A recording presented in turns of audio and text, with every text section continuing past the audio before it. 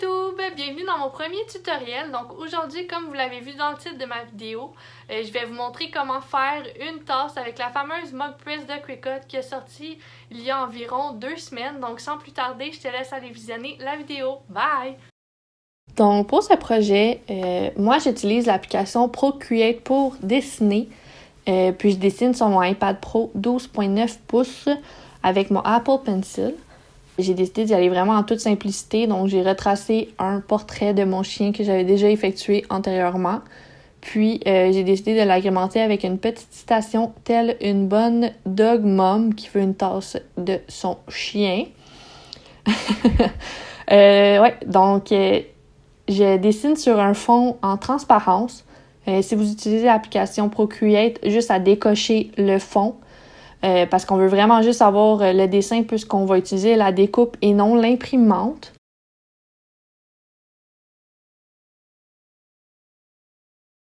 Donc, une fois que mon dessin est terminé, je vais l'enregistrer sous forme de fichier PNG.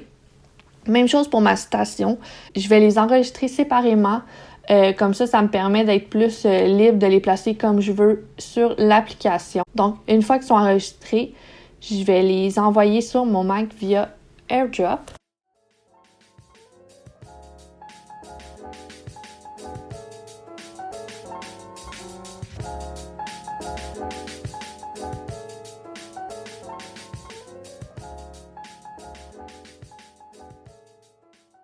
Donc, quand les images sont sur mon Mac, je vais ouvrir l'application Cricut sur mon ordinateur, puis je vais me partir un nouveau projet, puis je vais cliquer sur « Projet ». Dans Projet, comme vous pouvez voir, il y a vraiment beaucoup de modèles, autant pour faire des tasses, des chandails, peu importe. Si vous ne dessinez pas nécessairement, vous pouvez prendre ces modèles-là, c'est vraiment cool. Donc là, je suis à la recherche du modèle que je veux faire, puis celui-là me paraît bien. Par contre, il n'est pas 100% modifiable. Donc, vous êtes pris avec les petites mains. C'est vraiment cute, mais ça n'allait pas du tout avec le projet que moi, je voulais effectuer. Donc, j'ai simplement décidé d'y aller avec un autre modèle qui me convient plus. Il est plutôt basic, mais il est vraiment cool pour les personnes qui commencent à faire des tasses parce qu'il indique vraiment où va être le dessin sur les côtés, le milieu, peu importe. Donc, je vais downloader mes images, une à la fois. Je vais mettre complexe parce qu'il y a quand même de détails. Je vais continuer parce qu'ils me paraissent bien. Puis, je vais sélectionner Cut Image. Ici, on utilise seulement la découpe, pas l'imprimante comme j'ai mentionné. Donc, voilà. Donc là, comme vous pouvez voir, j'ai changé ma citation. J'ai changé un peu la calligraphie. Ça me plaisait plus comme ça. Donc, rendu à cette étape-là, on va changer la taille, puis on va placer où on va avoir les dessins. Donc là, je vais modifier la taille et l'emplacement de mes deux dessins.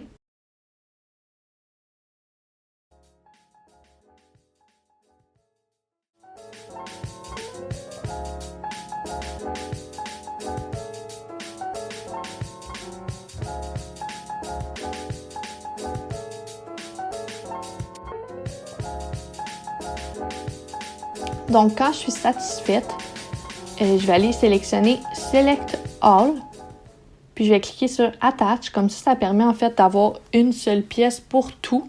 Puis je vais faire Make It. Ici, c'est ultra important. Si vous avez une citation, cliquez sur l'option Miroir. Je vais vous montrer même avec la flèche et mon index pour être sûr que vous voyez c'est où. Parce que si vous le faites pas, puis vous avez une citation, puis vous le faites découper, en fait, quand vous allez le mettre sur la tasse, ça va être à l'envers. C'est vraiment poche parce que là, vous gaspillez du papier, vous gaspillez du temps. En fait, il faut que vous le recommencez au complet. Ici, en fait, je recule ma table pour laisser de 20 à 30 cm entre ma découpe et le mur pour éviter que mon tapis se retrouve obstrué pour éviter tout dégât ou autre. Je vais allumer ma lumière, puis je vais mettre ma rondelle sur l'option Custom qui va me permettre d'indiquer sur mon ordinateur avec quel type de matériel on travaille. Je vais allumer la machine puis l'ouvrir.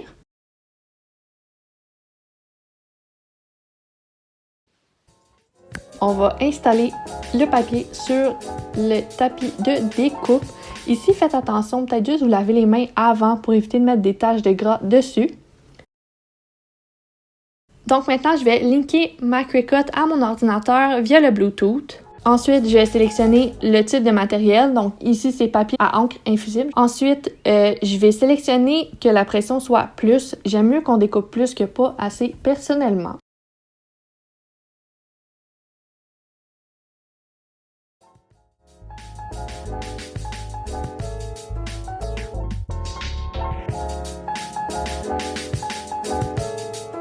C'est le moment de décoller et d'enlever le surplus de papier. Avec ce matériel-là, je vais vous avouer que c'est vraiment facile avec les mains. On dirait un peu un effet de carton, donc ça s'enlève vraiment super bien.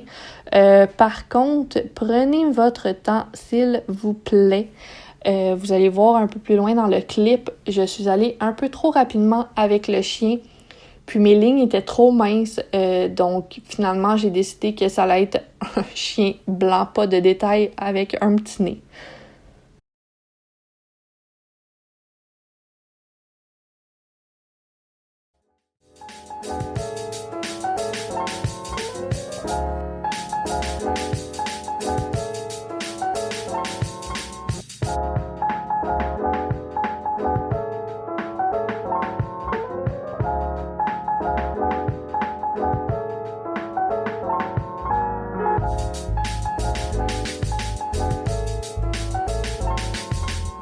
Donc, on est rendu à l'étape de venir mettre notre papier autour de notre tasse. C'est probablement l'étape qui me prend le plus de temps. Je suis un petit peu perfectionniste, je veux que ça soit droit, puis on dirait que ça a l'air facile, mettons, en vidéo, mais c'est vraiment pas facile. Donc, une fois que je suis satisfaite avec l'emplacement du papier, je vais venir mettre du ruban adhésif où il y a la poignée. Je vais vous le montrer un peu plus loin dans le clip.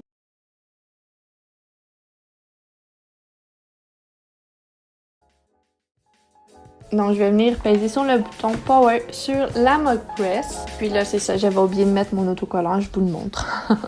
Ça évite en fait que le papier relève avec la chaleur, décolle et que notre design ne paraisse pas aussi bien qu'on le veut. Donc là, la machine est en train de se réchauffer. C'est vraiment cool avec la machine. En fait, on n'a pas de température à mettre ou quoi que ce soit. Selon la température ambiante, en fait, elle va s'auto-gérer avec la température optimale. Puis c'est le son, en fait, qui nous indique qu'on peut mettre notre tasse dedans. Là, en plaçant votre tasse, faites attention, c'est vraiment chaud. Faites attention pour pas vous brûler. Donc, pour mettre la tasse, en fait, moi, je lève la poignée parce qu'elle était barrée.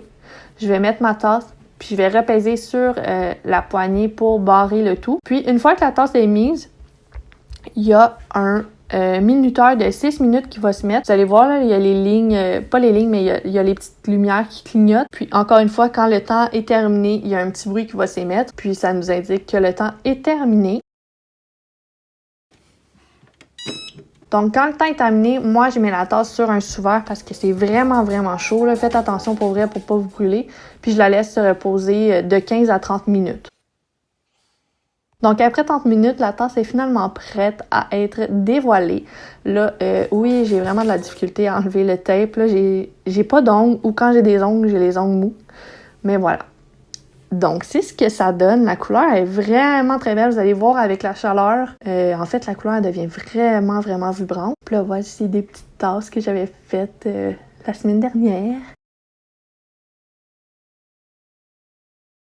Celle-là, écoutez jusqu'à la fin, il y a une petite surprise par rapport à la tasse.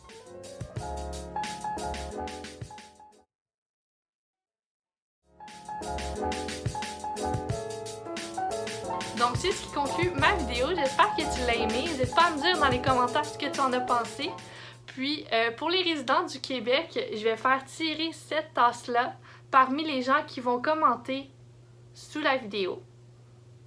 Donc, n'hésite pas à me laisser un petit pouce, à t'abonner, puis à me dire ce que tu en as pensé pour participer au concours. Puis, on se revoit dans une prochaine vidéo. Bye!